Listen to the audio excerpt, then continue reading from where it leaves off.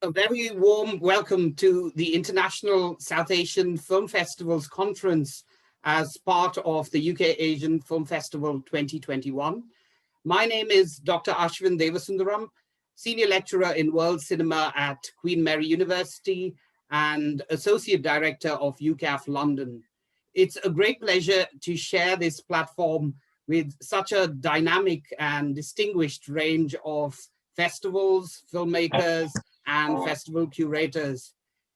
In terms of the conference format, we have 3 themed panel discussions, which will culminate in an open roundtable discussion. This will also present the opportunity for members of the audience to type in any questions and comments in the Q&A function, which is accessible at the bottom of the screen. Our first panel theme is curating around COVID, innovative strategies and workarounds. This topic needs no introduction, and as film festival curators, we have all faced the debilitating constraints posed by the pandemic, but we have emerged victorious in some measure by thinking outside of the box and devising creative alternatives. So I'd like to delve into the perspectives of our panelists in this kind of context. And for our first panel, we have with us Sabiha Sumar, Academy and Emmy Award-winning filmmaker and Sundance alumna. She has earned critical acclaim for her narrative films as well as her documentaries. We also have Anupam Sharma, award-winning filmmaker, speaker, and film entrepreneur. Anupam is widely credited for pioneering Australia-India film links since 1998. Petra Klaus, radio producer, festival director, cultural manager, and film curator. She is co-founder of Indian Vibes and of the New Generations Independent Indian Film Festival in Frankfurt. We also have Binu K. Joseph, who's the co-founder of Indian Vibes and the director of the New Generations Independent Indian Film Festival. Welcome to you all. So I'm just going to start by posing a very general question that I hope each of you can answer and contextualize from your own kind of situations. What obstacles have your festivals or your film practice faced over the pandemic year? And what strategies and solutions have you devised and implemented? So Sabiha, if we could start with you. I think the shock of COVID when it started last year, of course, resulted in planned shoots to be postponed. And, at first we thought that the postponement would be a few weeks, maybe a month, 2 months, but very soon we realized that this was an ongoing battle, and nothing was going to get sorted out very soon. So we started planning for 2021, and yeah, I mean, this year too, I mean, there are people getting vaccinated, and yet there are flare-ups of COVID in certain parts of my country, Pakistan, then also in India. So it's been a real struggle to be able to plan a shoot. For example, we are planning a shoot in September, and fingers crossed. I mean, we're very, very hopeful and confident that we'll pull through. But there is this trepidation that, what if, a crew member gets COVID or an actor gets COVID, and how do you deal with that? There are no insurances and so on. So, that is, I'm about to go on a recce for a film. And again, this is like, should we do it now? Should we plan it later? So it has created a lot of uncertainty and a stress on the financial situation, because insurance companies will not take responsibility, for COVID and so on. So it's and in countries like where I have German partners and so on, there is some kind of state funding to cover you if COVID should strike your film, but nothing like that in Pakistan. So I think it has left us quite vulnerable as filmmakers. And that's what we do for a living. That's what we do, you know. And so it's been a very, very difficult time. And we are all like keeping our confidence. And I ended up writing a lot last year, using all the time that I had. So it was very well used, but there is that underlying uncertainty. Yeah. Yeah, that's a very interesting insight from a filmmaker and a production-based perspective. How important is the role of international film, or the continuing role of international film festivals in kind of creating that sustainable link, even if it's now in a situation of hiatus, but for the future, kind of picking up the thread of this interaction between filmmakers and festivals as the showcase for your films? Absolutely. I mean, for a filmmaker to show their film at a film festival and interact with the audiences is the biggest thrill. It's sometimes a bigger thrill than making the film itself, to really know how they respond. And there are so many festivals that have great audiences, and it is so sad that all of that has just become virtual. I think last year from the bigger festivals, it was Venice that still ventured into a real festival. And this year too, they are doing a real festival. They won't be online, but other festivals have been forced to be online. And yeah, we have to make the best of a not so good situation, and at least that's the way to carry on. And it's taken a lot of effort by festival planners to keep that going, because it's put a real stress on them and on us filmmakers. But the need to connect with an audience and network and show our work and get feedback is vital. And I really do hope that while we keep this effort going, we will also return to the real festivals. I think that's a key point. Thank you. Anupam, can I bring you in on the same question about the obstacles, festivals in your purview have faced, and what strategies they've devised to kind of circumvent or surmount some of these obstacles? In Australia, as a filmmaker, we've been very guiltily lucky because we were as normal as one could have been. I think apart from a week's lockdown in last April, things were pretty normal here. Theaters were closed only for a couple of months, but it was very ironical that most of our work is with international kind of partners. So we have one film in post-production, which kept on going. We just editing it longer, taking more time.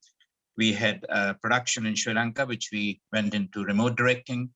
All our international kind of clients, they can come in, but we can't go out. But the government industry in Australia, they have got such a plethora of financial support for film people and for film festival that it's quite amazing. I mean, I never thought I would be appreciating government policies related to independent cinema, but it was just out of the world. As a film curator, as a film festival director, we have an Australian Film Festival in India, annual one, which we put on hold. This year, again, there are a lot of government grants coming in, and like many festivals, like yourself, we are going online. But the struggle is more creative. With content now being in shortage, a lot of filmmakers are putting conditions that you should not have been on online film festivals before, which means a number of good films which we were talking to, if they are getting a pre-sale or they are going on Netflix or Amazon, they're pulling out of the festivals. We are working with the Indian government on a fascinating Festival of Indian Cinema in Australia to mark the 75th Independence Day, and the same things are happening. So the search for films is becoming harder. Approvals for them to go on online is getting harder, because the moment you go online, unless you spend a lot of money on IT, geographical locking, so a plethora of concentric kind of circles and obstacles are coming in.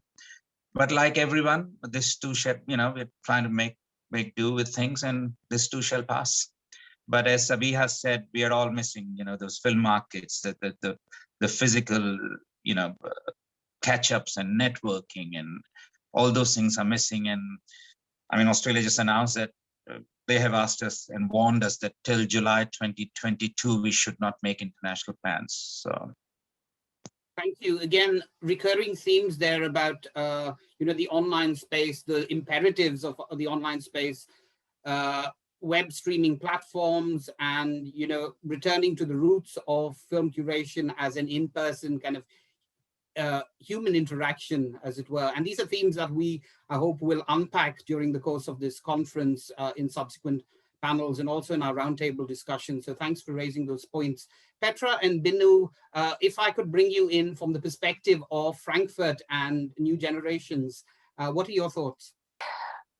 Well, let's go back to 2020. In March 2020, we decided, fortunately in retrospect, to have a two-tier preparation online and for cinema, as the capacity of the cinema was reduced to 30 people at this time. And we thought, we expected a second wave, even though not everybody did so. And just 4 days before our festival started in November, we had a complete shutdown, and we were very happy to have prepared parallel the online version, and so could save the festival. Otherwise, it would have not taken place anyway. And we were discussing, you couldn't separate curation or hybrid curation. You cannot separate from the technical preparation. We never did this before. We had to set up a ticketing system. We had to set up a new website. That meant a lot of funding. And like Sabiha mentioned, in Germany, the situation was quite comfortable because the government, the state of Hesse, and also the state government set up quite some funding. And we, like in an assembly line, we were putting out applications, and it worked out at the end. But this was quite a challenge, as we are a quite small festival. We never did this before. And I must say, we are very happy that we achieved and could keep up the level without any flaws technically, and could relate to our audience in this way. Maybe Binu can add the missing parts. And I mean, other than that, we had to get our heads around technical stuff, of course, and this was not completely new, but it was just more of everything. It was more work, it was more PR we had to do. We had to rebuild, as Petra said, we had to rebuild a website. We had to make sure that the films are safe. That was one of the major points at the end, in fact. And we had some, the negotiations with the filmmakers and responsibilities were very sensitive in this case. So that was really different from all the festival years before we had. I think we very much care for the safety of the distributors and the directors, and we take their concerns for piracy very serious. And it is difficult to play it safe. There are big platforms which we can use, but we are not able to pay them. So we had to find a very sensitive solution to keep the safety for the distributions and also to present the films to our audience. And one point, what you call co-creativity is very important too, because I spoke to someone who's running a theater, or they say, oh, we just go online, this works. No, it doesn't work like this, because you have to be very careful with your audience, very attentive. You have to care for the people much more in a very different way as if you meet them in the cinema itself. So it's not a no-brainer, just you go online and it works. No, it's not the case. Yeah. Just as the filmmaker said in this round, this interaction between the audience and filmmakers and us is not there anymore. So the more important it is to take care of them, and then, if you don't have the physical thing, you have to put really, really more effort in that. And that was completely new for us. So we were hanging at the phone, and we're writing emails hotline. It was like a telephone hotline. And even this is something you will come bring up next. What was the difference in this year? And it's not only taking care of them, it's also some say it's a no-brainer, and it's first of all taking care of them and bringing the right solutions for them. That's really difficult, I think. Thank you. Once again, we seem to return to this seeming indispensability of the online domain. And here's another open question, but what do you think has changed fundamentally or significantly in terms of film curation per se, and how have you responded or improvised, let's say, to retain your sponsors and audiences, especially when you consider the growing dominance of online streaming platforms? So within that context, can you offer any specific thoughts on fundamental changes and how you have developed strategies that have enabled you to retain your audiences and your sponsors, despite this kind of growing dominance of over-the-top streaming platforms? I would like to add one thing. We have an application for short films, and normally we have applications above 100, but last year it was only around 40, because people have much fundamental or vital concerns. They have not the free time to produce short films, and as short films often is a start into making films, we are thinking about how this could have killed talent for the future as well. This is one aspect, because it dropped down to just a third of the normal applications. Yes, and from a filmmaker's perspective, Sabiha, I wondered whether you could comment on the incentive now of web streaming platforms, and how does that relate to showcasing films at film festivals? I think as Petra and Binu are saying, it's become such a challenge to keep the morale of filmmakers up. And I really appreciate how film festivals are addressing this very critical question, because to make a film and then not to have an audience, and this is practically the situation we're in, it's not as if an audience doesn't exist, it's that we can't get it to the audience, and we can't meet, and we cannot interact. And this isolation is, I think, a huge setback for filmmakers. To have this dialogue is something that is just so very important. And I know that, for me to have Zoom meeting after Zoom meeting after Zoom meeting, whether it's to discuss a script or to discuss a production or to discuss a film festival, it's just, last year we managed, but I don't know how we are doing it this year. And also because this year we realize more and more that this is a long haul. As Anupam said, the Australian government has warned that international travel for films is not really on at least till July 2022.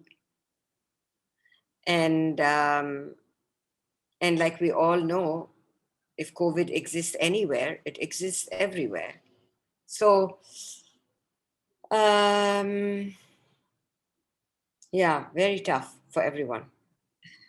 Very aptly that, Sabiha and others are mentioning, it's the lack of the audience is like, it's like not having, and I know it's probably a crude analogy, it's not like having oxygen, that's what we, filmmakers, film festival, we all live and work hard for, to have that celebration of cinema with an audience clapping in a dark theater, which doesn't exist anymore, which is the saddest bit of it.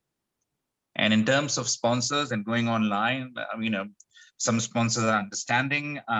Our sponsorship managers are working out online packages, investing more into online advertising in order to prove to them that, they will get a value for their buck.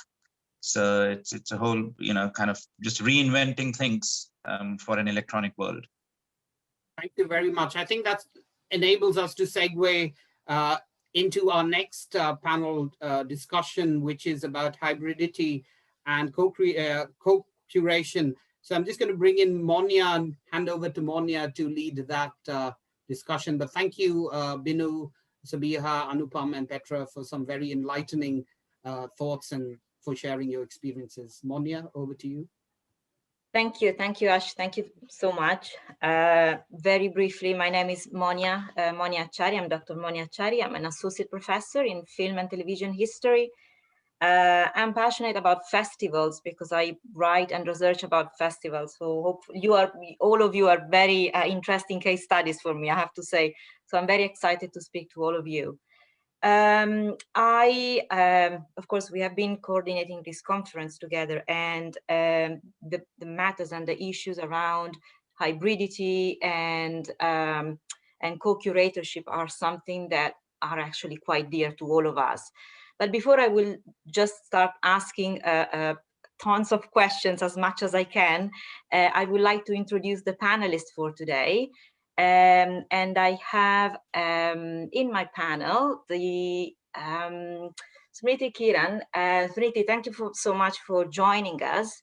I have to say that all my three panelists have such a beautiful and rich biography. So I will condense everything in a few lines. But Smriti is the artistic director of Geomami Mumbai Film Festival and Mumbai Academy of Moving Image. Her life is incredibly exciting. Journalist, creative director, producer and author, and she's been part of the entertainment industry for the last 2 decades. She has been working she had an extensive experience in television programming at Star Wars, Star Plus, Star Movies, ZTV, and so on. And she is, of course, the artistic director of as I mentioned, of Geomami Mumbai Film Festival, where she's committed to help build the festival into a cutting-edge entity. So I'm really looking forward to talk about that, Smriti. And thank you for having me. Thank you for having me. Just wanted to say thank you for the You're very welcome. You're very welcome. I'm very, very excited to meet Manoj. I have so many questions for Manoj, but very briefly, Manoj Srivastava is the former chief of IFFI in Goa, India's National Film Award and Jagran Film Festival, who now has the Diorama International Film Festival and Diorama Cinemas. He is an alumnus of the Film and Television Institute in Pune. He's a film producer, a screenwriter, director, and a very published author. And he served on various international film juries. So Manoj, thank you so much for being with us today. And I have, I'm very pleased to meet Ketki Parekh. Ketki is the co-founder and director of the Chicago South Asian Film Festival. Once again, what an exciting life. She founded the festival in 2010 And of course, it's a festival that promotes South Asian culture, talent, and perspective through films and art discussions. She moved into the United States in 1995, and since then, she has been closely engaged in bridging kind of the world of performances and entertainment between India and US. Keki, thank you so much for being here. Thank you. Thank you for having me. So I would like to start by asking you a couple of questions, really, to all of you. I think I have a very general question so that every week I can address all of you. It's very much about understanding what are the challenges, of course, that you have been facing in the past year, but also what has been exciting out of this experience, because yes, it's been negative. We could not hug, we could not, be together, but there must have been something exciting out of this experience. I'd like to have a sense from all of you. So basically, I am someone who, and of course, all of you, somebody who has been used to organizing festivals on the ground. Last year was a different experience, because one had to discover the technology to reach out, to screen the films, to organize seminars, and create softwares.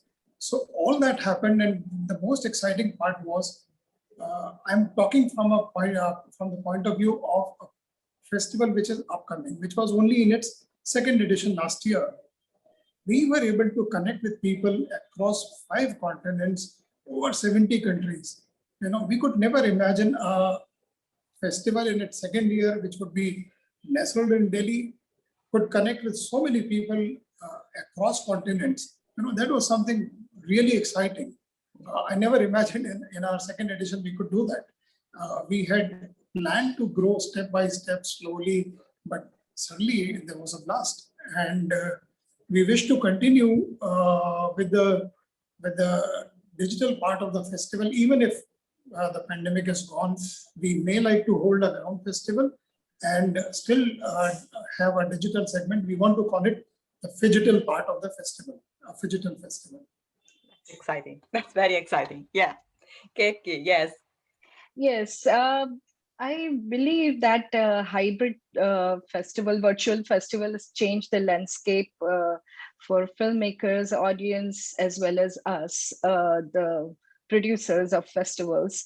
But there are so many positives that we came across when last year in April, when COVID hit, most of us and many festivals first thought that this year there is no possibility of doing any festival. But then we started talking to each other, and then 6 or 7 festivals we decided to across North America. We are all South Asian festivals, but we had our own expertise and we decided to come together, and we created the coalition of South Asian Film Festival. And what happened was, we thought that if we do individually, we'll move fast. But if we join hands together, which will take us far. So that was the motto, and we met a lot of new talented people of each team.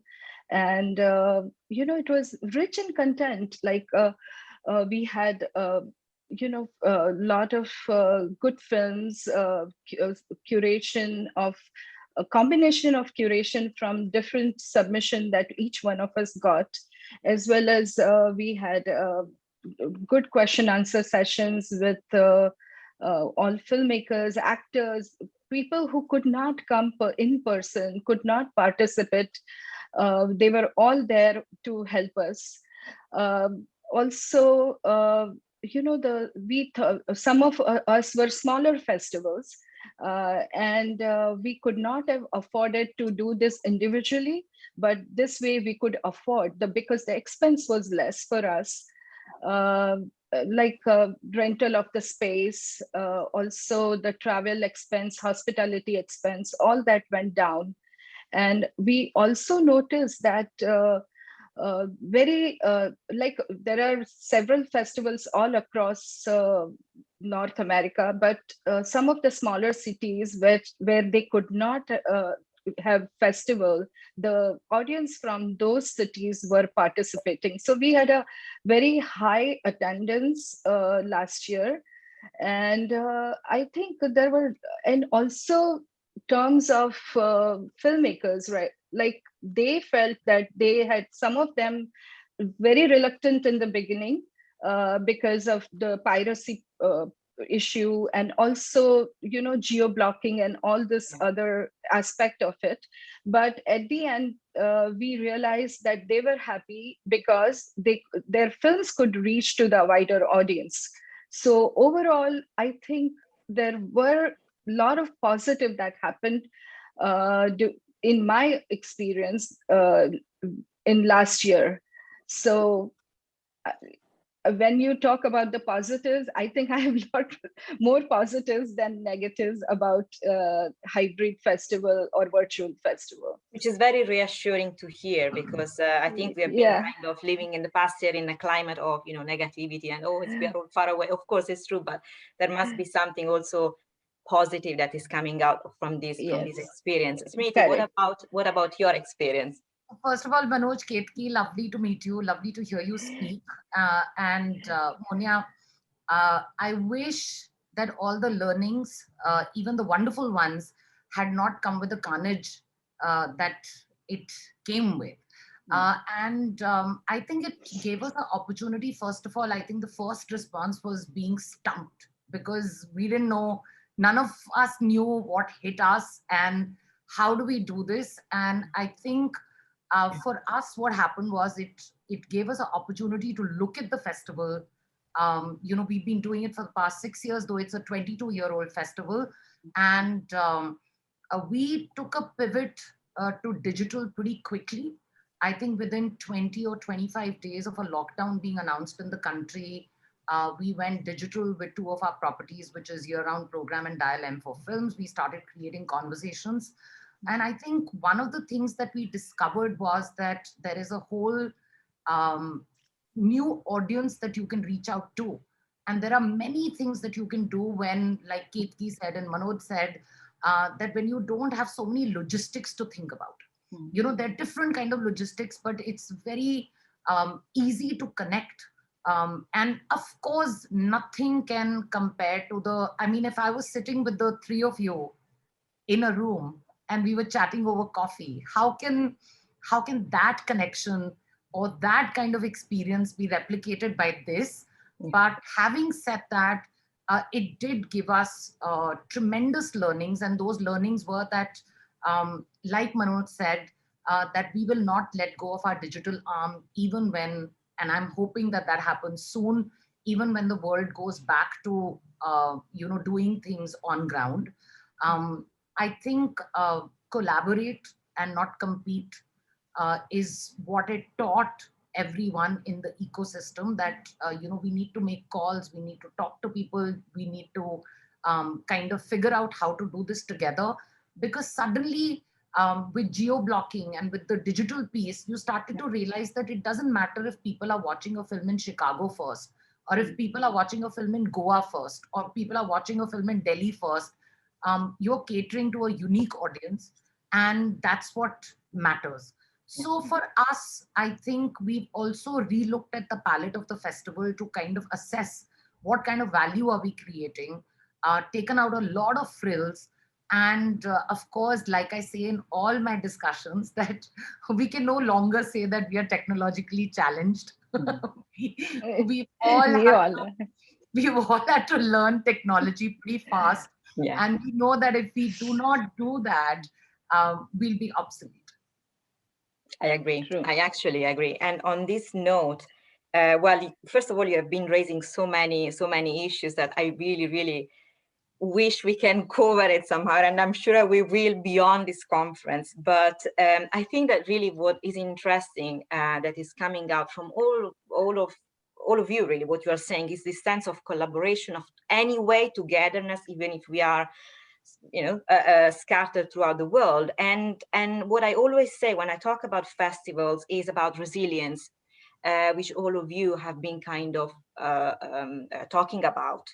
I have some kind of specific questions just to drive a bit our conversation around really hybridity, but also collaboration and so on.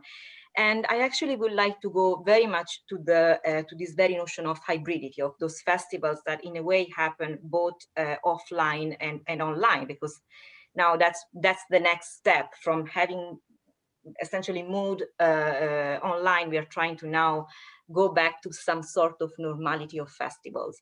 So I have a question about hybridity and hybrid festival that is a question for Ketli, but feel free to actually intervene, because I'm sure this is something that will be interesting for everyone. But hybrid film festival they're not new events.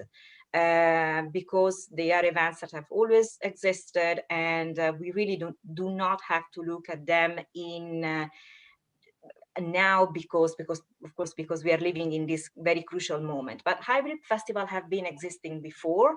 I think one of the first hybrid festival we had was in the US, actually, in around 2000. And there was a way, for us to reach larger audiences, but also to address some economies of festival, which actually, Ketli, you were mentioning something about collaboration that made me think about, oh, there you go, many expenses are not going to be there. Yeah. So even if even if hybrid festival have been there, I was just wondering what was different this time from the already existing models. What was the overall challenge of a hybrid festival this time? When you say hybrid festival was there, in fact, tell you the truth, I was not aware. There was not much public aspect to it. Right. So what has changed is because it is necessity is the mother of hybrid festival, I would say. And also we didn't know where to start from. We didn't know, because technically many of us are challenged in the beginning. And so I would say a hybrid festival started last year because there was not much choice. And we had to learn. Either we don't do the festival or we find out. But there are so many different platforms have popped up. There are so many choices are given now, so that, and they are all so efficient. And so, I mean, we used to work with this one company we that just used to do the ticketing, and I mean, we just found out that they also started a new platform which would help us to put the entire festival. Everything is under one roof. Yeah. So that way it became very, very easy for us.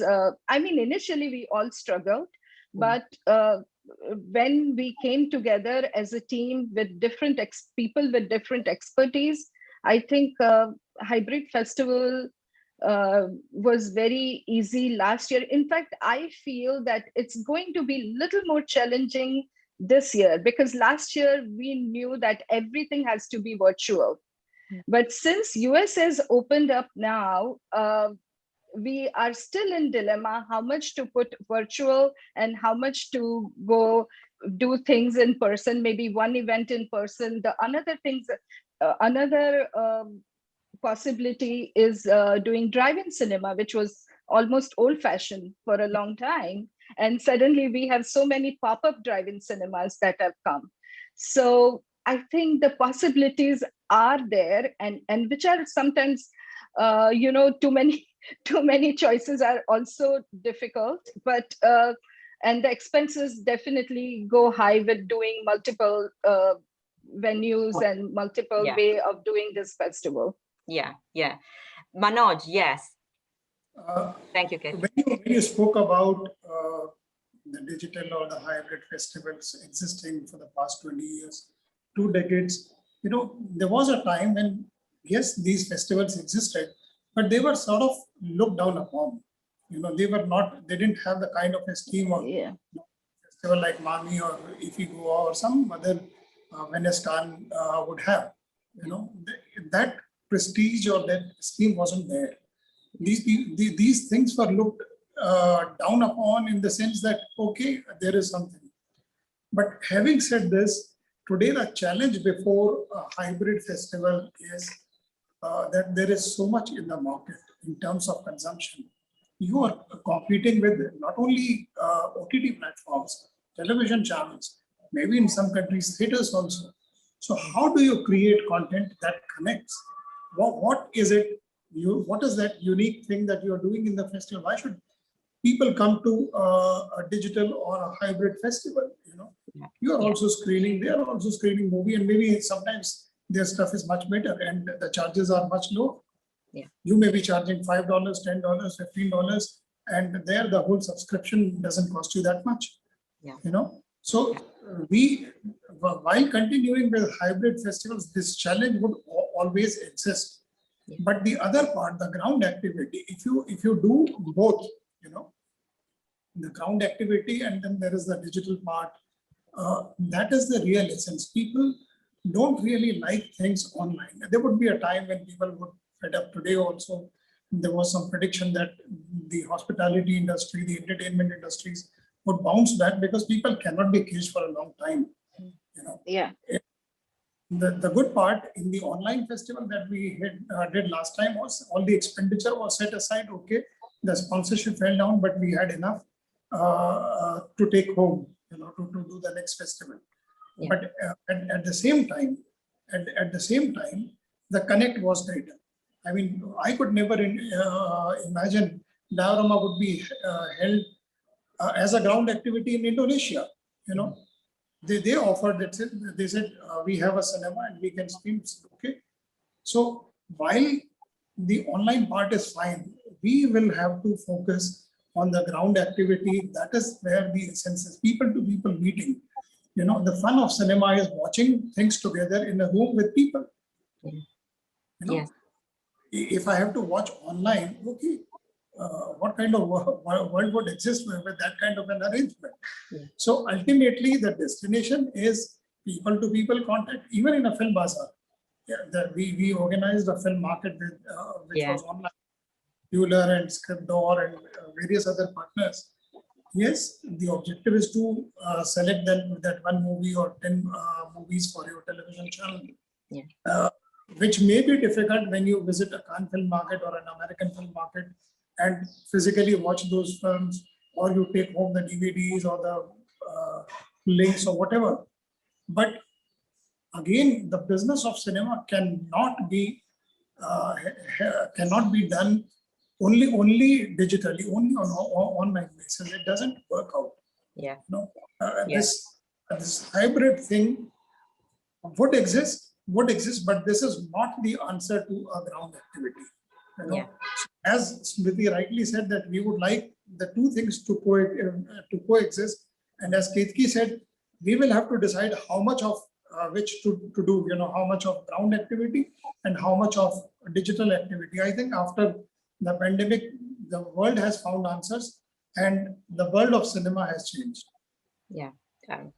It's an excellent point, Manoj. Absolutely. I think one of the questions that I would have for all of you was about OTT platforms and they kind of, as an audience, we are kind of used to sit and watch a film on OTT platform, but of course having an online festival is a completely different experience, and it does not, I don't know how to say, but there is that sense of prestige of attending a film festival, that sense of community that is somehow dispersed. And like Manoj said, there are some of the experiences that cannot really be reproduced. Although I have to say, Ketki, that the film screening happening, one of the type of film screening you mentioned before, they're very exciting. They kind of take us back into history, to be honest, on how we were watching film before. Oh, drive-in cinema. Drive-in cinema. Yes. So as an historian, I'm very excited about those things. But I think it's a way to survive. I just have a question for Smriti. Smriti, I was very interested in, of course, when COVID happened, we had a festival somehow had to come up with some kind of idea on how to react to on how to not fully shut down, let's say, the business of festival. So they were all creating a kind of climate of resilience, as I was mentioning before. And one of the very first event that we had online was the We Are One online film festival, for which Mami was part of that experience. I really would like to know more about, all festivals have their own modus operandi, their own expertise and curatorial strategies. How did it work there? Because how did that happen, really? It was actually wonderful because Tribeca came up with this. The team at Tribeca, they tied up with YouTube. In fact, exactly a year ago. It happened at the mouth of the pandemic. And the reason it was such a positive thing to happen was because we were all deflated. We didn't know what to do. We were all figuring out, ways and means. Also because of the fact that there's no timeline to this. It's an evolving piece. We can only conjecture. Even the healthcare professionals, everybody. Studies are going to come out 5 years, 10 years later, in terms of what exactly happened, what are the causes, how did the virus or the vaccine, affect all of us. But the thing is, right now, it's a moving piece, and you cannot predict from day to day as to what's going to happen. So when Tribeca got in touch with us, we were very excited. We also didn't know how they will pull this off because, and I'm sure Manoj and Ketki both have had this experience, last year, that going digital, there used to be like films have a theater window, they have a digital window. Filmmakers are petrified, as rightly they should be, of piracy.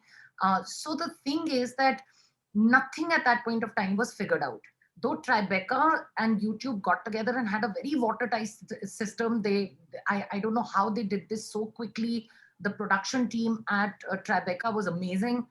There were 21 festivals that came together to do this. I think the reason people wanted to do this at that point of time was it was an act of solidarity. It was to say that we are going to come together, we'll give you a standout event, it's going to be free of cost.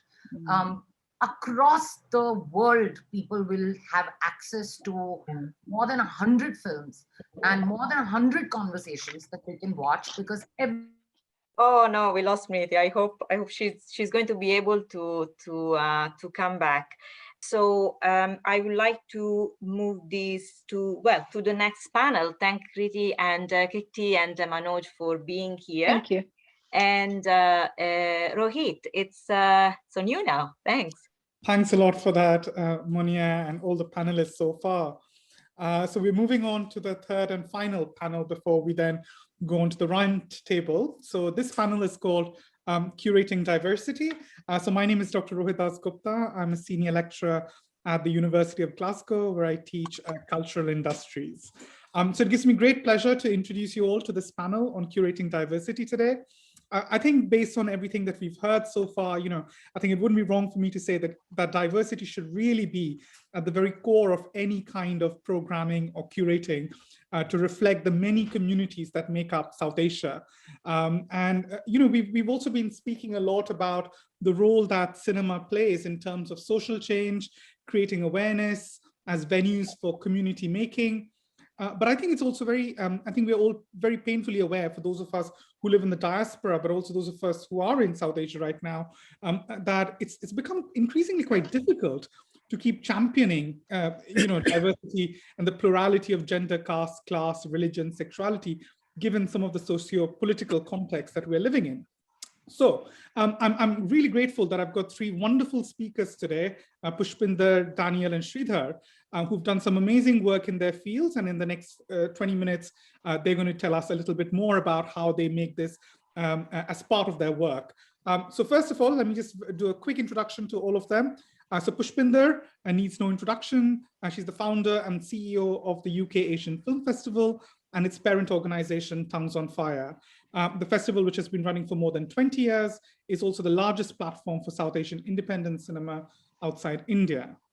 We've then got Sridhar, who is a filmmaker, writer, and activist, who has made films with a special focus on queer subject. Some of his films include Pink Mirror, Yours Emotionally, Breaking Free, Evening Shadows, amongst others. And he's also the founder festival director of the Kashish Mumbai Queer Film Festival. And finally, I've got Daniel Luther, who is a teaching fellow in gender, film, and media. They completed their doctoral research from SOAS, University of London, and is also one of the co-founders of the international platform and network called Queerasia, which is now in its 6th year running. So let's start off with a broad question for all of you. And that's basically, how does diversity feature in your work as programmers and curators? And if you could give us some examples. So I want to start off with Pushpinder. Okay. So UK Asian Film Festival started its life as Asian Women's Film Festival so many years ago. And over the years, this was London-based festival. And over the years, we realized that as we are growing organically and geographically, we need to look at our festival in a way that it contributes and reflects the stories that are happening. So we have grown into more a feminist film festival because we are questioning ourselves about what does it mean to have just women's film festival. There are stories that are needs to be inclusive. There's films that are being made beyond Bollywood that needs to be part of our festival. And the whole narrative about being a feminist film festival, which believes in equality, which believes in inclusion, and which believes in diversity. So we were moving forward, making the festival geographically not just London focused, but going out to other cities. We were also reflecting on our content and organically growing. Yeah.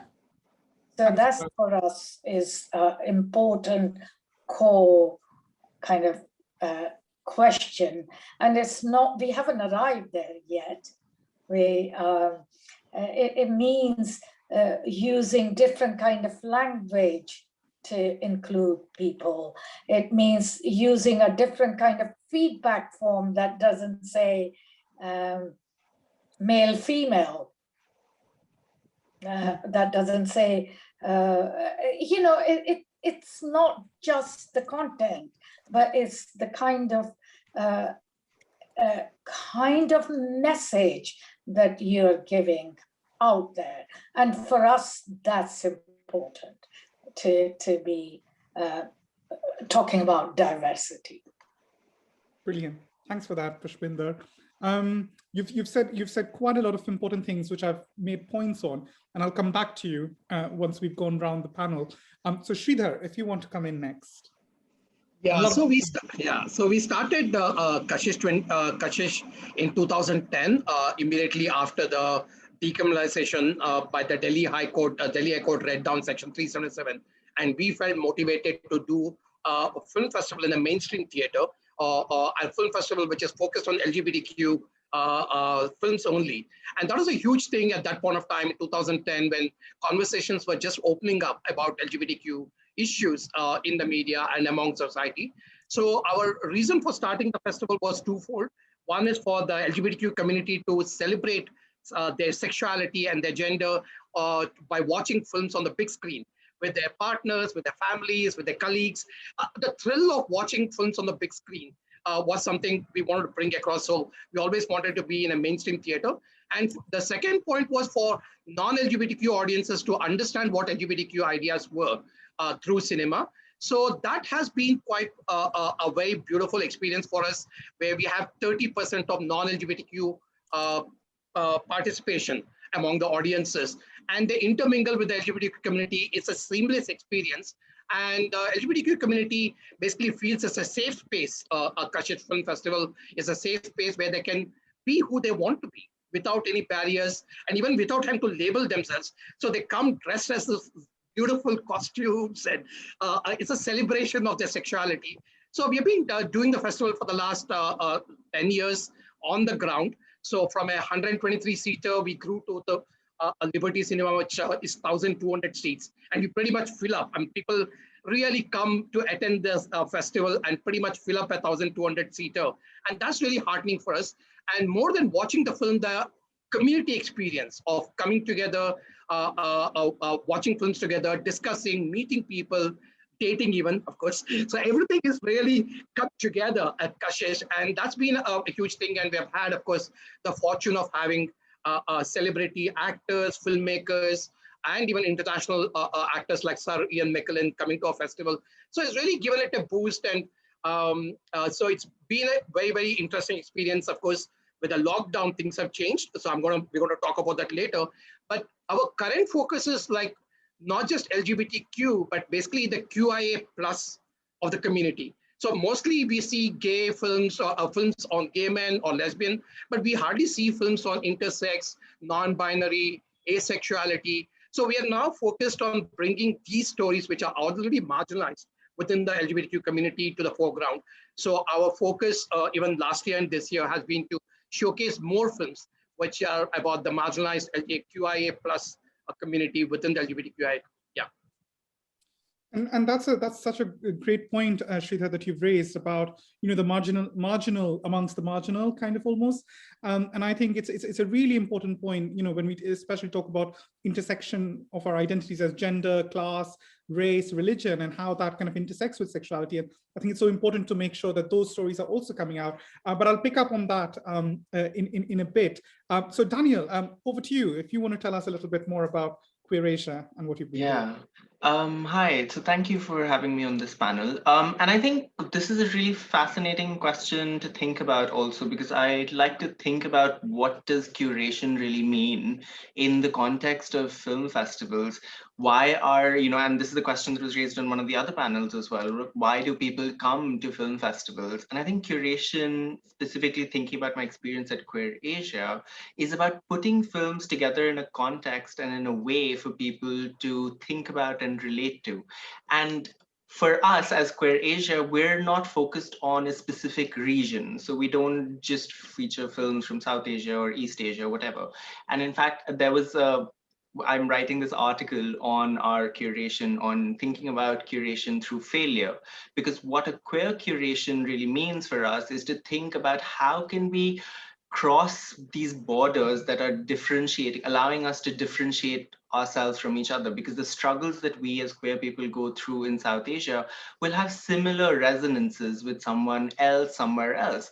And so we stopped actually programming feature films because we realized that, you know, audiences were picking according to racial preferences, picking according to sexual preferences. So, you know, gay men would tend to come watch gay films, lesbian women would tend to come, watch lesbian films and so on. So what we really wanted to do was try and use the short film as our kind of tactic of choice to put together a program in such a way that would enable an audience to sit through an entire, 1 hour slot and watch these different films from different contexts. So then the question that I really wanted kind of think through, and I'm trying to think through, is what does diversity really mean?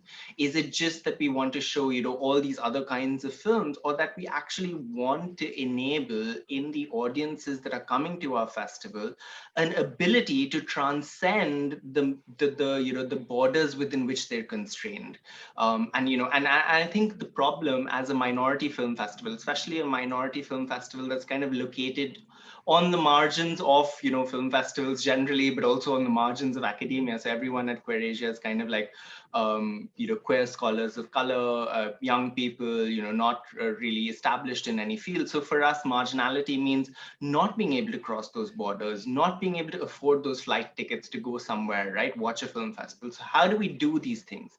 And so for me, curation then has become this way of trying to build in our audience a sense of community, a sense of ownership of the commonalities of our struggle, but at the same time crossing those borders. And the digital is really important for us because, you know, we can't afford to, you know, hire a big venue. We can't afford all of those kinds of things, but we've been using the digital long before Zoom was a thing. There was this thing called appear.in that we used to try and use, and the internet was always patchy. People would always drop out, but we were trying to do that because we were already dealing with these marginalities in the way in which we were trying to negotiate our curation. So if you look at our program from 2019, which is our big film festival that was held in the British Museum, we have a lot of short films, like, you know, over 80 short films. And we collaborated with an underground queer film festival from Shanghai called Cinema Q Shanghai. And we screened all these films from, you know, over 1,300 different submissions. So I think for me, like, diversity and curation are sitting hand in hand, and I try to think of this and I call it a queer curatorial practice. And so that's kind of where I come at it, at curation, at thinking about the concept of diversity and how, as film festivals, we can be a lot more responsive, responsible, and ethical for the audiences, but also for the films that we're working with. Thanks for that, Daniel. I think you raised a number of very important issues.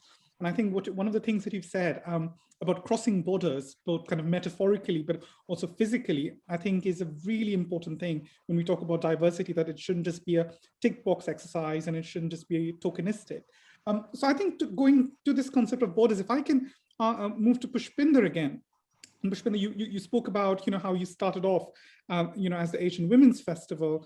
And I just want to kind of think about two things. One, you know, what kind of issues were you dealing with? And, you know, we had a chat this morning and we were talking about something like Bhaji on the Beach and, you know, the representation of South Asian women there, and how much has it changed now? You know, how different is it? But also another kind of a question to go with it, you know, as people in the diaspora, you know, of different countries, how was South Asian solidarity coming through your kind of programming? You know, did you have people from different countries coming? You know, how did that work? And if you saw any of those solidarities when you were programming for that festival? Okay, so it's a dynamic thing. We are learning as we are going along. So physically, when we think of South Asia, because we are an independent community film festival, this gives us flexibility to have our own definition as how we see South Asia. So for us we look at the issues, the kind of issues that is within our community, like you were talking about Bhaji on the Beach. Of course, it's set back in 80s. Lot has changed and moved on, but other things are quite static and still there. And like the domestic violence within the community, it still exists. It might have changed in the way we respond to it. It might have changed the protagonists that are suffering from it, yeah, in a different way. And solutions might have moved on. So, but it's Bhaji on the Beach still is an important film for South Asian to see and discuss, right? But the way, because I think it's almost important to look what has happened before, because the community is very rooted into that, and not whole of South Asian community is the same, right? They're at a different pace, they're at a different understanding. And what's so important is what's happening politically in India actually affects the South Asian community here. How much they actually connect to India in the same way or not. I know that happened in '84 for the Sikhs, for example. You know, all of a sudden India wasn't home for that. And that actually affects how they see their position here, living in the UK, and then how they perceive that they need to change for their kids, their attitude, their perspective. And I think this has, with COVID, all of a sudden, we are emotionally connected with India, right? But still, how we then perceive ourselves is different. So, and that all actually connects, going back to the stories we tell and stories we have and stories that need to be translating into films. And then that comes into what we actually show. I don't know if it answers your question, but for me, it's a dynamic thing, because what else is happening in the world? No, I think you're absolutely right. I think, you know, the kind of the political stuff that's happening in South Asia absolutely has an effect on our diverse communities over here. And I think, you know, we can see that, you know, those of us who are involved in kind of, you know, community work and community organizing all the time. And I think it's absolutely right. I think the point that you made about how films reflect that. And I think going back to this idea of, you know, space and place, Sridhar, you know, of course, your festival is in Mumbai, and you know, and one of the things that you've made very clear is that from the very beginning you wanted the festival to be in a mainstream theater, not in an arts organization. So I'm just thinking about, you know, things that happen in Calcutta or Delhi, you know, where it's not the same. What difference has that made? And I think kind of connected to that, you spoke about the role of the festival as a place of community making, right? It's not just about people going and watching the film, it's about communities coming together, which I'm sure, you know, something that Daniel's also been talking about, and Pushpin. So I just want to maybe reflect a little bit and tell us a bit about that, or what that experience has been of Kashish doing that, both kind of taking on commercial mainstream spaces, but also in terms of kind of community making. What kind of communities are you creating? Yeah, sure.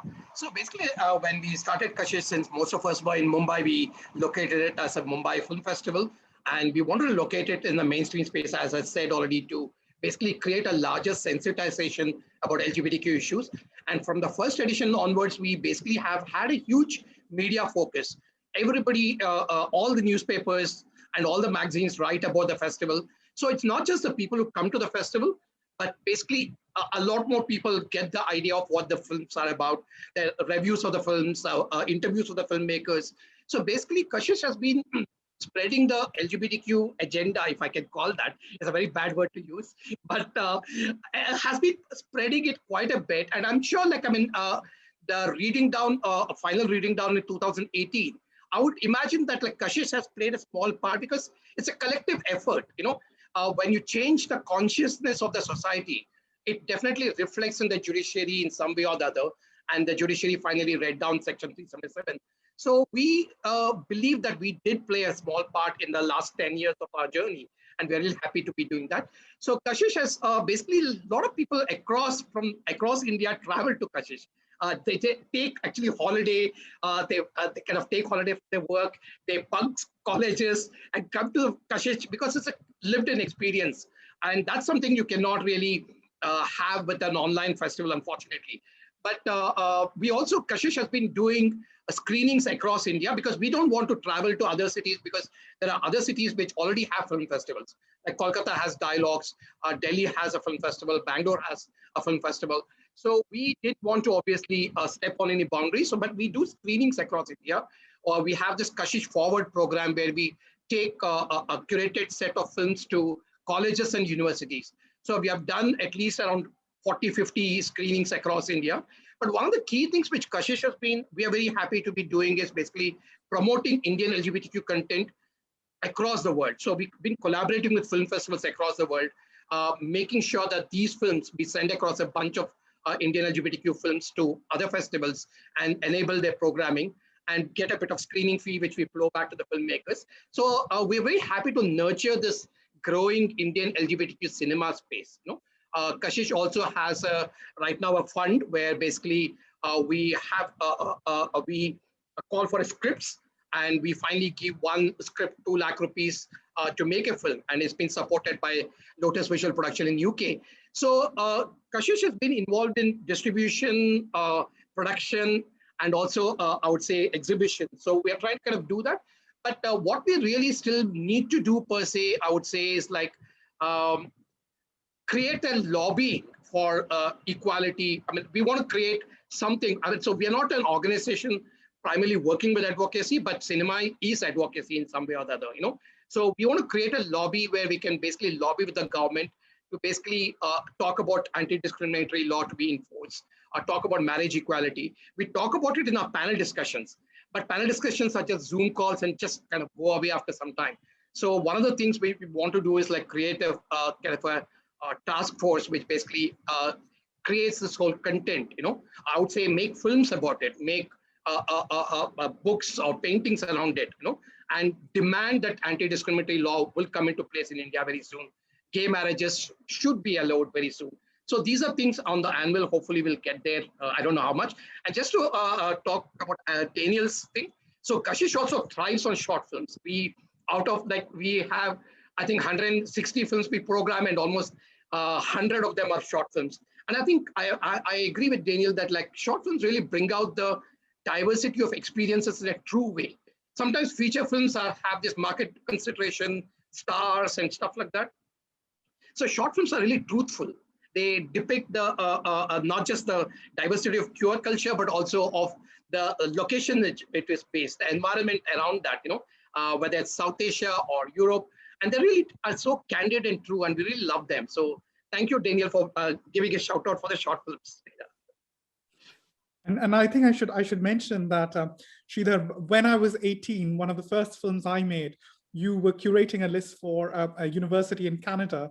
And I remember you'd email me, you'd ask for my film, and the first ever paycheck that I got was from you. So I should give you a shout out as well. I still remember that. So, Thank you. Thanks for that, Sridhar. So moving on to you, Daniel. I think I really want to find out a little bit more about, I think the thing that I like about Queer Asia, I think nobody would say that it's a film festival. It's absolute grassroots organizing that you do, grassroots activism, academic activism, as well as kind of, media and culture. So for me, I'm just very curious to know, what has your experience been in kind of getting institutional support? What kind of other support have you been getting? And how are you sustaining it now? Yeah, no, that's a really that's a hard-hitting question. It's a tough question because it's always a struggle. I think for us, and so Queer Asia is a network, right? And we're a huge, well, I wouldn't say huge, a few years ago, but now we've grown quite a bit. We're a collective of people in different institutions. That means everyone kind of has access to some kind of institutional funding, but then it requires a lot of work to, put in bids and grants for that kind of funding. And it's always, it's always very small little money, but you have to do that work for it. What is really difficult about it is that all of us who are doing this work are also very precarious in our positions within academia or within those institutions. So, we have to set aside time from what our day job would be, or what our side gig would be to support the day job because it doesn't pay you enough, to pull out some funding for doing this work. And I think what's really helped is because we've been doing this work for now 6 years, we've kind of like been able to build up this nice bank of proposals. And we recently won 35,000 euros in Germany. And so the Queer Asia in Berlin the Queer Asia Berlin team is now, like well funded to do the festival. So we're kind of getting there. And I really like how Pushpinder framed it, right? We're always in that process of going somewhere, but then, that work that you've already done, Pushpinder, Sridhar, that work has enabled this work to then carry on and to continue and to think about in this way. And so the negotiation with spaces has been difficult, but it's also part of that process of trying to get there and trying to get there with the curatorial vision that we have. One of the reasons why we ditched the feature film was because, this is very market based. And while there's a space for that, that's great. We wanted our curation to be responsible to the communities that we're working with, or, who the film's about. So when the pandemic hit, we did a COVID-19 community support screening. And what we did, what I like to, borrow from Parmesh Sahani, who some of you might know, is the thing called Jugaad resistance, right? Where we steal this institutional money, use it to pay the filmmakers, but then we collaborate with the filmmaker to use the film screening as fundraising for a charity. And so in the COVID-19, community support screenings, we did 7 films about people in Beijing and Palestine and of course India, South India, the Philippines, and we raised funds for all of these different charities through our film screenings. And obviously that's a way for us to think about curation as not tied into these extractive models where, a film can be made about some people in somewhere and then, sold on the market for whatever amount of money, right? So for us, that has been a very important part of the way in which we negotiate these institutional places. How do we, steal their resources for these kinds of purposes? And that's what, is part of this thing that I'm describing as a queer curatorial practice. I love that. I love the idea of that, Daniel.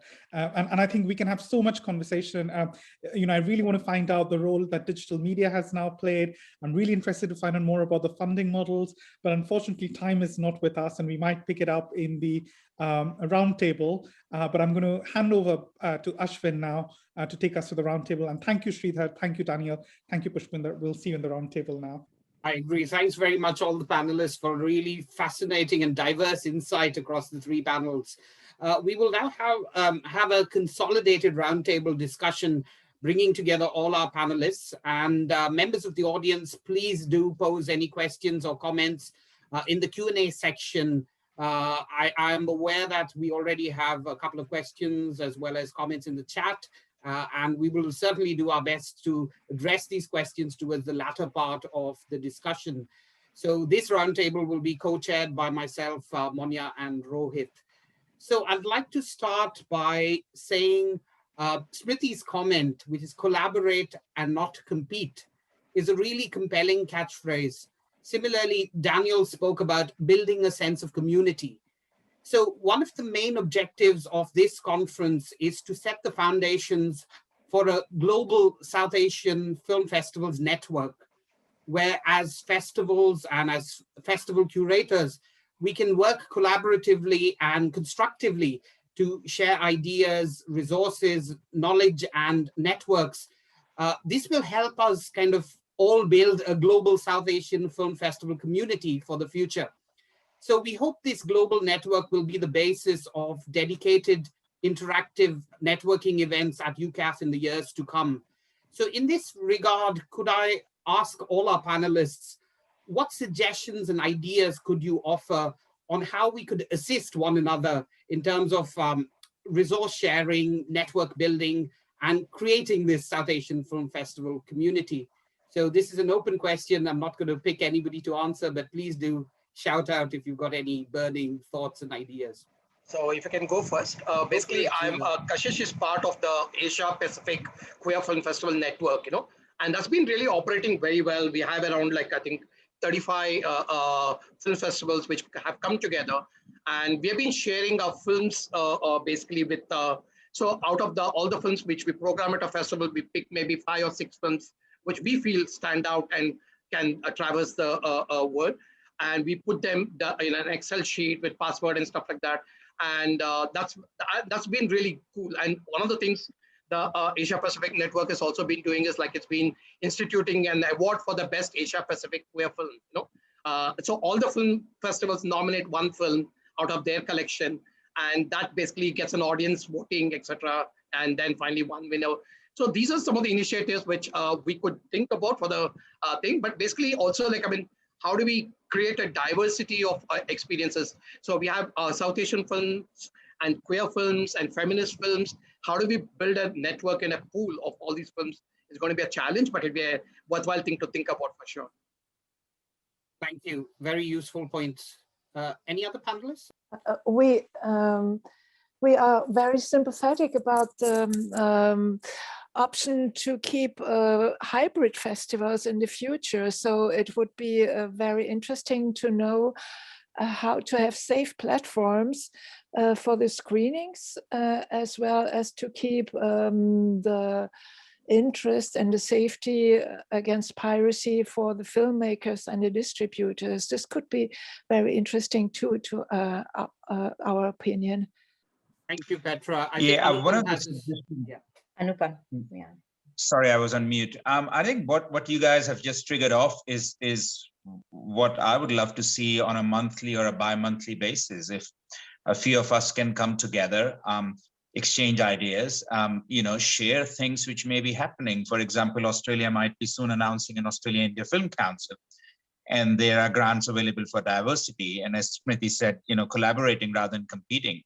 But collaboration would only happen with communication. So if you could have, maybe monthly or bi-monthly meetings, just Zoom meetings, so we can just exchange ideas. I think that would go a long way. That would be my suggestions.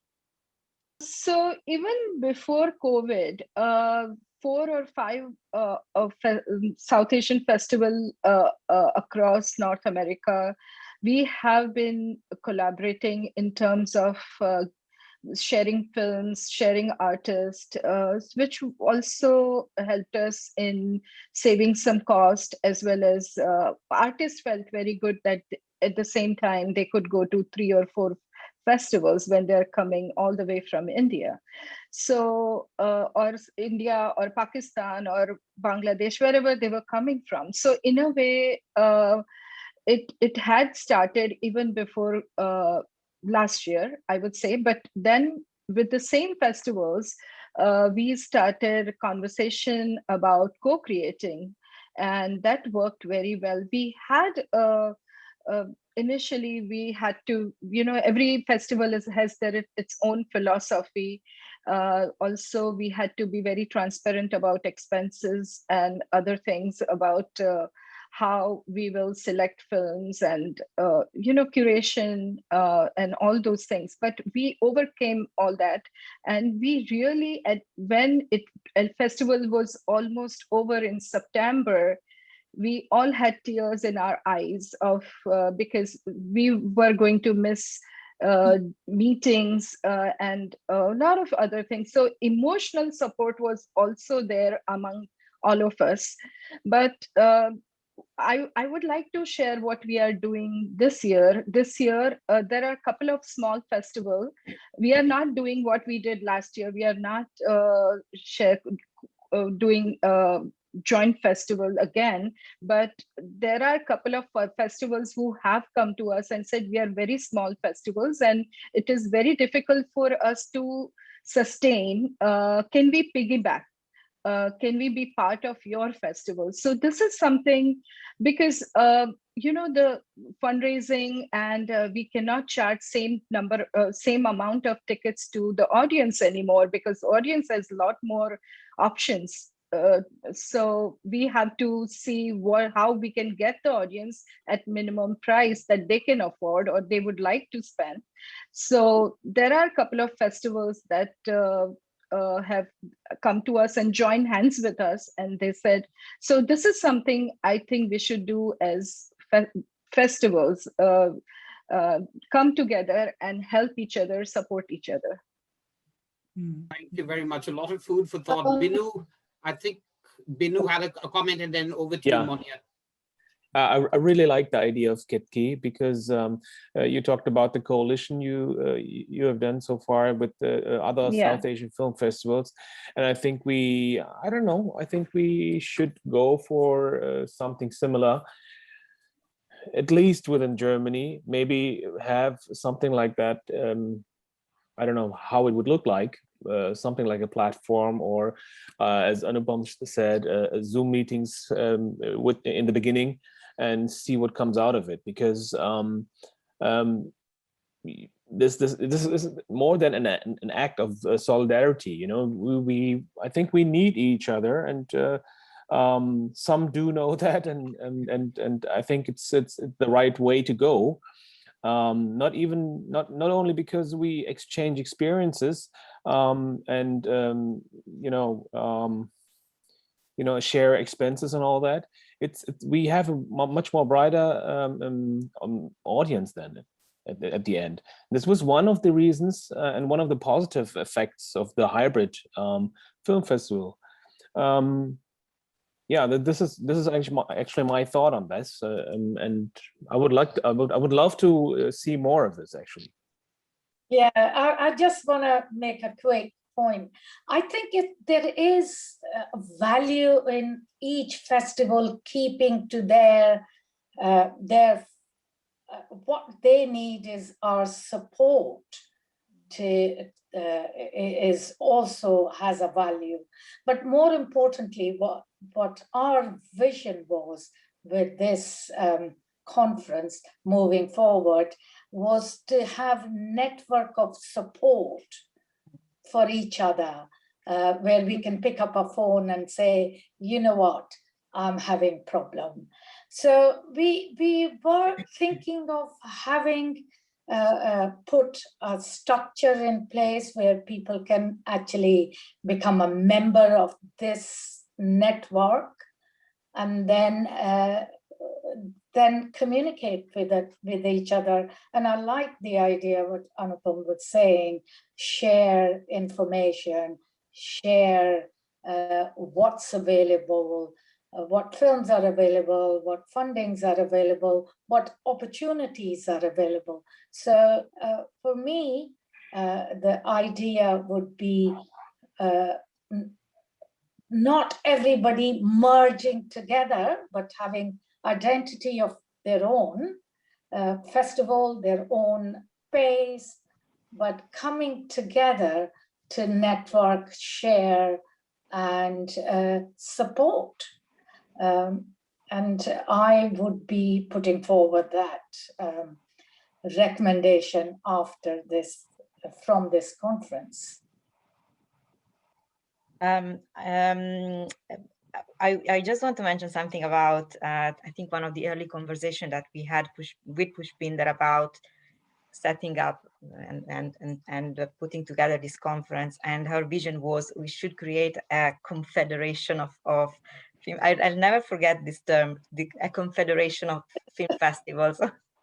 And I thought it was very interesting. And then on a second note, we started talking about, so especially as academics, with Ashvin, with Rohit, we started thinking about, okay, well, this is great. We are coming together. We're coming to talk about our experiences, but actually, how can we become a tool? A tool for constructively support each other, but also support emerging film festivals as well. Students film festival, we are exposed to them. There is nothing we can do about that. So, and they come to actually learn from these experiences. So really my question is, how can we become a tool? That would be one question for all of you. And my second question would be, given that there is an emergence of platforms that are there to run film festivals online, I was wondering if perhaps at some point we might want to have a conversation with those platforms, or inviting them as well, to kind of see, yes, how we keep working together, how to sustain, for instance, what Petra was saying, like sustain part of the hybridity of those festivals. Just some thoughts and just some ideas. It would be nice to start kind of building the network by discussing some ideas around us. And Monia, if I can add to it, add to those questions, I think, talking about support is so key. And I know we didn't get to talk much in our panel, but I'm also very interested because there's so many diversity of funding mechanisms, the way in which, there's Arts Council, there's kind of very grassroots level fundraising, very commercial nature of it as well. So I'm quite keen to see, how have each of you done that? And, if there's something we can learn from each other, because, the way I'm sure Sridhar fundraises for Kashish is very different from what Petra does, what Daniel does, what Pushpinder does. So I think I'm very keen on how we can share that knowledge as well in kind of going forward. Can I just add one thing? One of the things that happened with our festival, which we are really proud of, when our festival in last March came tumbling down just days before it was going to be launched, lockdown happened. And one of the things that we thought of immediately was how to look after our filmmakers, how to look after the venues, and how to look after individual artists who were affected by this. So emotional support, we actually looked out for a grant that helped us to launch something that supported individual artists, emotional support, free sessions on the phone was one. The other, with our wonderful coordinator, Aman, we started taking all the films and putting it out to audience over the whole year. Our festival films either gone on Netflix. So what we did was to arrange talks with the filmmakers and the cast. This was easy because of COVID. We could get a Zoom call organized with Alan Krita, for example, who was director for our opening film, Dolly Kitty. And we did that with other filmmakers, screen their film online, and then invite them to talk. So continuously all through the year, we kept on engaging the audience. And I think that was important for any festival. And this is one of the things that I would like to pass on, that as a film festival, it is important to keep the audience engaged when this all came tumbling down. Thank you. I agree. I think sustained engagement and therefore sustained collaboration is incredibly important. I'm aware Daniel has had his hand up for a long time. Daniel, please go ahead. Yeah, so I like the ideas that everyone's. I just want to add that maybe we could also think of like the network as checking in with the curation post fact. So you could always be like, what did this look like from the perspective, and why, from the different perspective for different curator. And why I'm saying this is, queer content looks like a lot of different things to a lot of different people, depending on what your understanding of queerness is.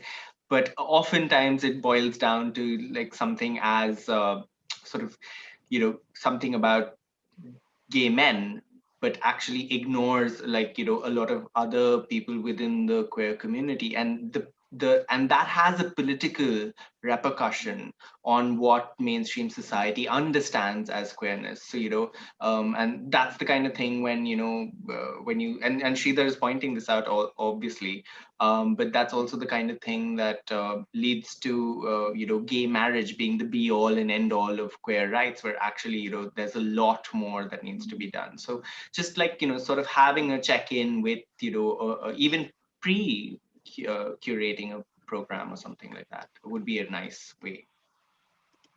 Ashvin, there's a question about about how to sell my movie to any OTT platform. I'm just wondering if Sridhar, who has done that with Evening Shadows, can say something about that. So basically, I mean, I think the question is for a short film. I mean, if I've seen that. So short films are really complicated to sell on OTT. I mean, I don't know which country the chat person who put the chat is in. So it depends on that. In India right now, you can basically, if you have a short film, you can put it out on, I would say, Disney Hotstar or MX Player. And basically, you will not get money right away.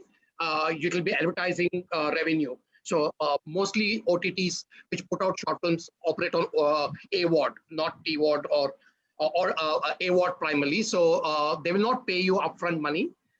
That's the main thing. But if you have a feature film, definitely like Netflix and Amazon and a movie definitely pays you a bit of money upfront, to put your film out there. So it depends on, I don't know which country that particular question has come from. So they can basically message me and I can guide them to, usually there are aggregators per se who take your films to different OTT platforms. So I can connect them to an aggregator and they can take it ahead. Yeah. I think we had a very interesting question coming from someone who's attending today. And again, it takes us back to this hybridity. How do we work? How do we set models and so on? So this person asked, so this webinar is listed as part of the UK's UK Asian Film Festival venue screening. So is the Zoom webinar being also shown to a live audience in the UK right now on a large screen? If so, it might be a good model for a permanent digital component, even when COVID lockdown fully ends. What are your thoughts? I think that sounds like a great idea, but I would like to hear from Ashvin. Ashvin, what do you, moving forward,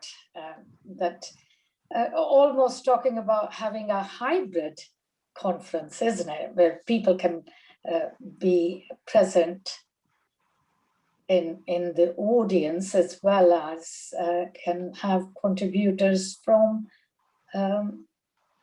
digitally. Yeah, I think it is an imperative question, one we can't swerve at this point. We are facing this question in academia, in teaching and learning as well, where, Rohit and Moni, I'm sure you'll agree, we are being kind of shunted in the direction of more hybrid blended learning strategies with students, especially international students, tuning in via the technological interface while we deliver in-person learning. So it is a real minefield in some measure. It's a kind of situation that we are kind of countenancing and we are having to kind of cope with. But there are possibilities and avenues where we could potentially work with it. For me, I think the potential pitfall would be the tech. Invariably, it comes down to the technological elements that sometimes can be beyond our control. But as long as we are able to kind of get that in working order to facilitate this kind of broader interface, I think we could certainly kind of give it a go in the first instance. I think it would be important to just test run it and see how it works, what the levels of engagement are.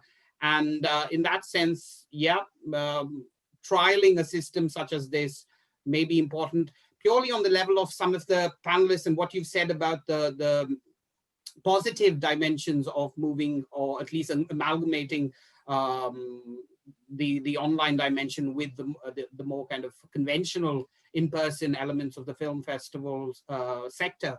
So I think it's certainly something that will become a question that we need to address and a mechanism we need to implement and just see how, kind of test the waters as it is. But it's still speculative, I think, at this stage.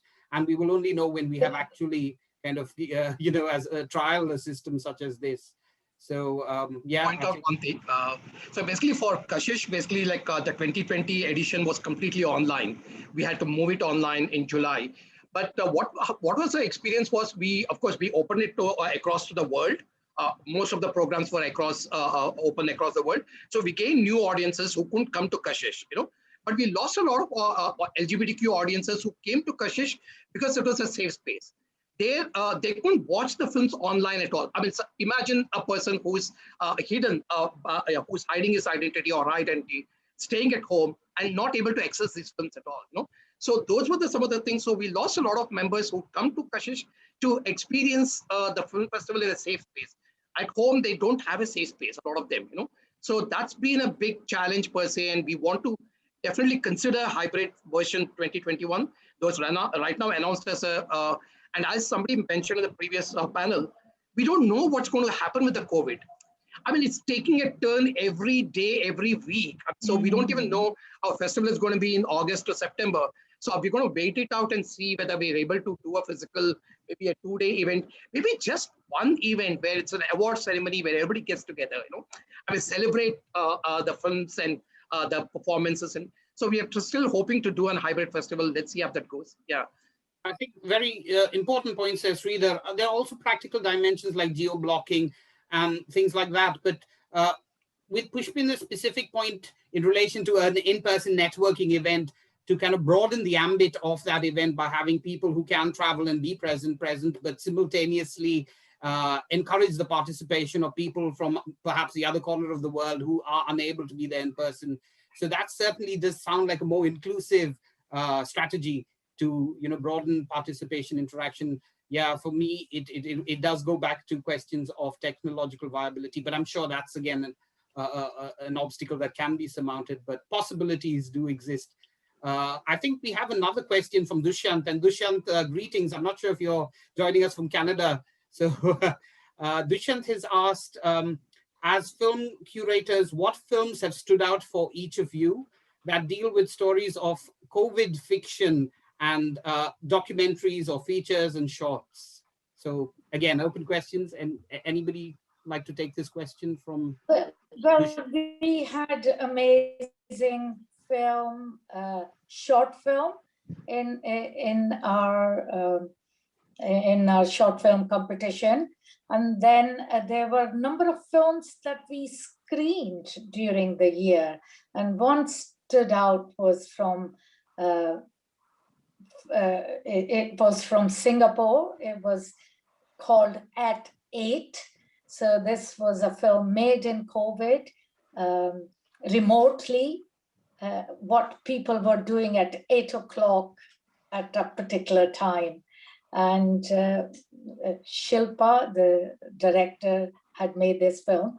So people have, there are, if you write to us at UCAF, we could give contacts of these two films. Amazing films made on the topic of COVID during COVID time, remotely put together, totally, yeah. This year we actually received almost like, I think, 50 submissions which were COVID related, made during COVID, but most of them were so bad. Sorry to say that. I mean, they just amateurish put together. So, but we're still showing around 25 of them which are made during COVID, related to the COVID. So we are showing 25 short films for sure. But I wish people would take more care in projecting what they want to project. They might have a great story, great idea. But like, I know that like shooting under lockdown, but learn the technicalities of camera, learn a bit about lighting. You cannot sit in the dark and act and expect people to watch it. So I'm just saying, like, people should be more careful about what they make and send out. But we have had some beautiful films which we are showing. Yeah. Mm-hmm. You'll be amazed how beautifully made these films are. And I can send you the link to watch it. It's just amazing. It's amazing what people can do and how resilient and imaginative with their stories and with their skills are. Yeah, I was totally impressed. Yeah. I can certainly vouch for that anthology of films, Qatar Stories a Day. It is absolutely inventive, mind-blowing. So yeah, certainly recommend that one. Dushyant says, greetings from Canada and South Asian Film Festival of Montreal. So Dushyant, I hope your question was answered to some extent. Yeah. Ashvin, Dushyant Festival was one of the coalition festivals last year. And Dushyant, I'm so happy that you're watching this conference. And we had few films, COVID-related films last year as well. Fantastic. It's unfortunate we can't hear from Dushyant, but I remember catching up with Dushyant for coffee in Piccadilly some years ago, and we had a lot of animated conversation about films. So yeah, hopefully sometime again soon. Don't talk about travel right now. We all like to travel. Don't talk about travel. A question from Shabana, which is, yeah, how can common people be a part of film festivals? And you need any special training to be associated in curating films or organizing festivals? Shabana, come to us. So you can start with us, certainly. I work with Ash on this annual Young Curator Lab. It is a really lovely, it is a really lovely experience where we select around 20 people. Actually, this year we selected around 20 people, really across the UK. But this year was exceptional because we had people coming from India and I think Dubai as well. And so it was a really exceptional, really event. Of course, it happened online.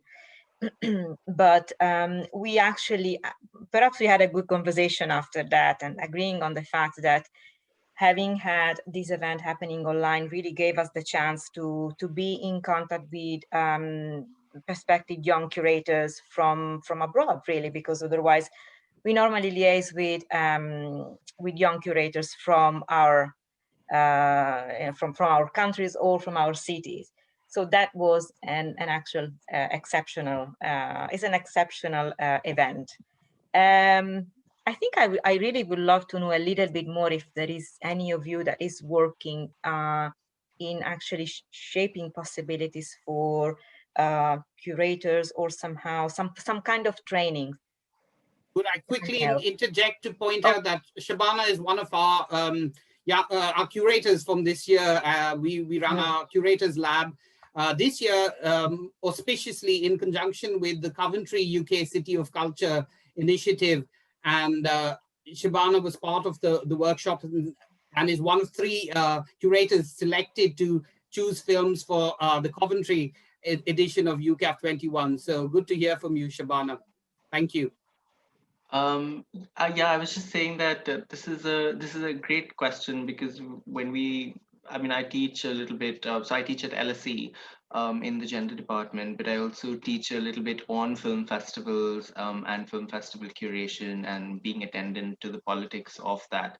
So I think there are courses and different parts of different university programs, but at QueerAsia we also do a lot of collaborative work with different festivals, especially with a lot of young radical queer film festivals. And we were kind of thinking of starting a mentorship sort of a network or program for young curators who are thinking in these lines, because we want to share this curatorial sort of agenda, if you will, with other young queer curators. So the festivals that we've collaborated with are, of course, in different parts of the UK, but we're trying to move to Hong Kong and also to Singapore. And of course, now there's a program in Berlin. So hopefully we'll have some sort of a structure around that to go in that direction, if possible. I don't know. I think, sorry, I just want to say something about to what Daniel said, which is exciting as we are kind of trying to unpack ways for us to collaborate. I think thinking widely on how we can collaborate, I think thinking about some kind of shared trainings or some kind of trainings where we can come together and really tap into all of our experiences, I think it would be invaluable. Thank you, Daniel. It was really great. Thank you. Audience members, do we have any final questions for our panelists? Please do feel free to put them in the Q&A section if that's the case. Whilst we wait, do any of the panelists have any other comments or? Yes, this is a question, or I would say it's a comment. I just want to share the current dilemma that we are going through. As you all know that things are opening up in USA, summer is here. Our festival is in end of September, and even though we want to do hybrid festival, for example, we will do some some films, panel discussion or question answer sessions online, and we'll also have 1 or 2 in-person events. We have an option for drive-in cinema as well. But right now, we don't know how much to put where, like how many films we should show in person, or what event we should do in person or drive-in cinema, because every part is moving. We have no idea what audience would want. When there is an option to go out and watch the film in the theater or watch the film in drive-in cinema, they may not come to watch it online.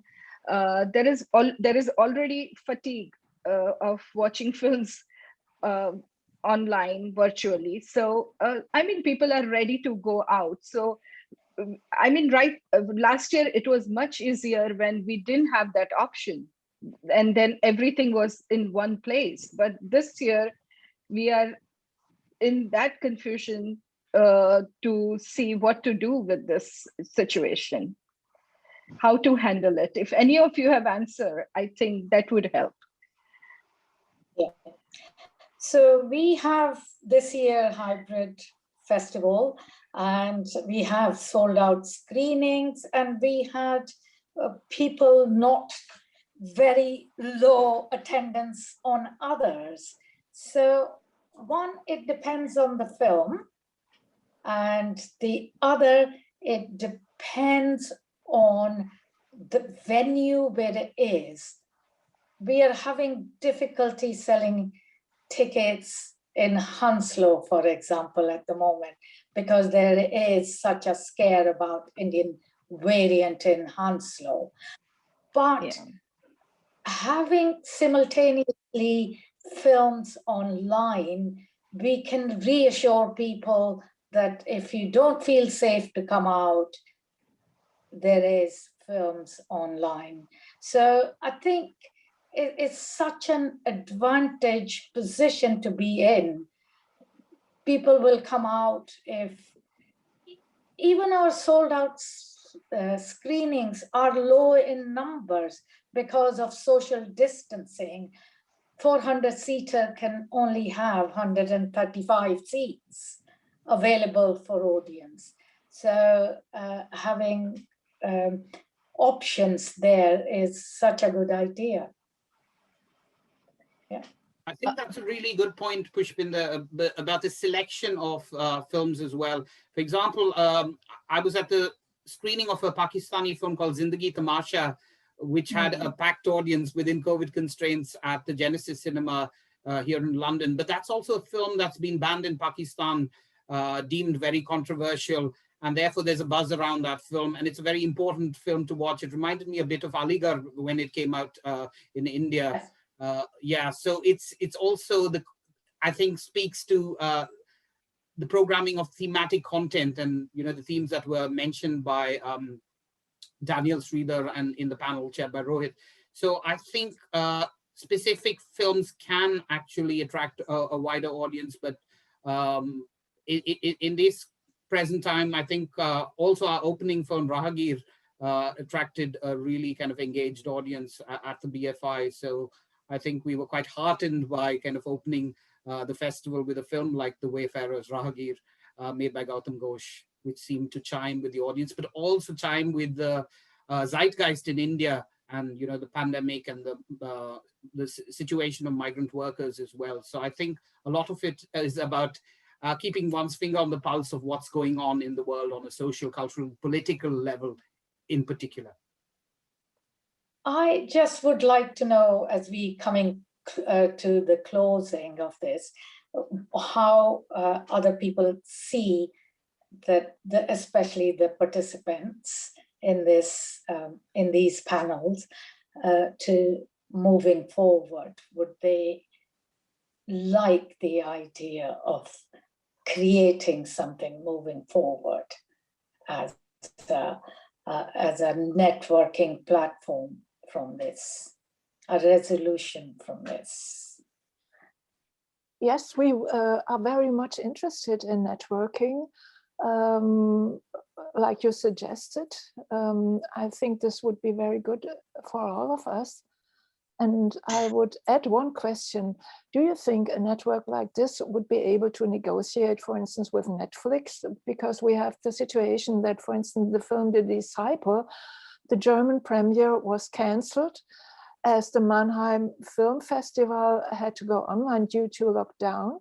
And now it's on Netflix and it will never make its way to cinemas in Germany. I contact the distribution and they say, no, it's not possible because it's on Netflix now. And we think that this is not an acceptable situation, that a film cannot come to the cinemas never in Germany because of this regulation. Do you think we would be able to negotiate with Netflix altogether, have a stronger position, or do, for instance, PR to address this subject matters? Monia, have you spoken to Netflix about it? No, we are not this far. I just, prior to the conference, I contacted the distribution in Poland and spoke to them. They gave me this information. We had experience with Netflix in another context before where they blankly said, no, we don't give you the film. And it was a music documentary. We had the same situation last year with Bombay Rose. So I don't know if this corresponds with your experience, and I don't know if you think this could be a possibility to negotiate all together or to strengthen our position. That's interesting because some of the communications I've had on various fronts, not just the curation, Netflix, after the film has been showing on their platform, are welcoming of the idea if it can go to a limited theatrical as a part of the festival, that because it only adds to their marketing and PR, but that's in Australia and New Zealand, so I'm not sure if it's similar because they're quite keen on festivals and then so. And I think they are also learning. Yeah, and more we talk to them and communicate with them how we are.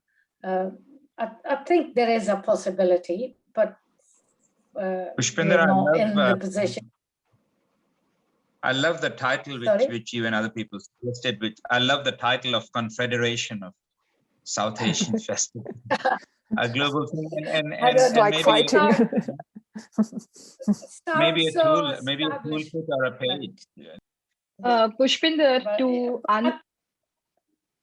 to answer your question, yes, I'm a big believer of collaborating, and I think that I started with you almost 15 years ago when first time I came to London to see you.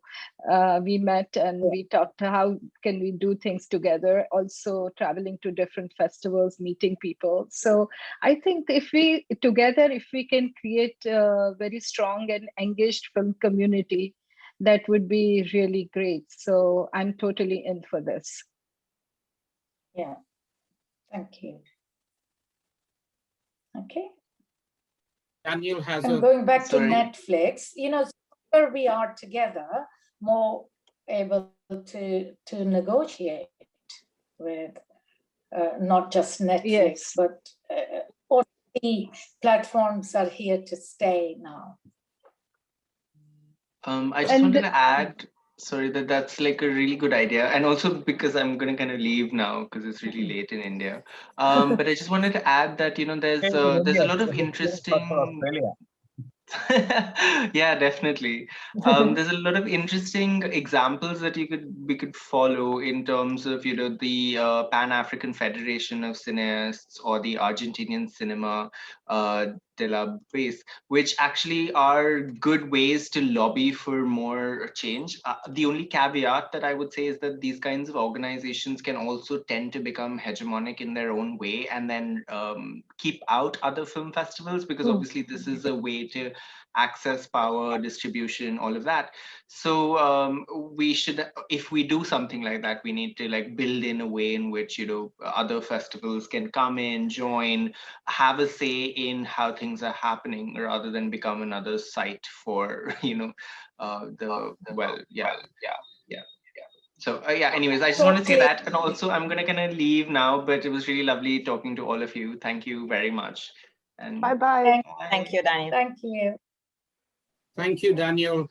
I think we've run out of time, more or less. So I think it'd be a good idea for us to, this is an opportune moment to bring this conference to an end, but this is a continuing conversation. And so I'm sure this is just a temporary conclusion, and we will pick up the thread very imminently. Thank you all so very much, all the panelists. That has been a really, really enlightening journey. And thank you to all our audience members, those of you who tuned in, and enjoy the rest of the day in your different time zones, and hope to see you again virtually or in person very soon. Take care. Thank you. Thank you very much. Bye-bye. Thank Thank you. you. Bye. Bye. Thank you.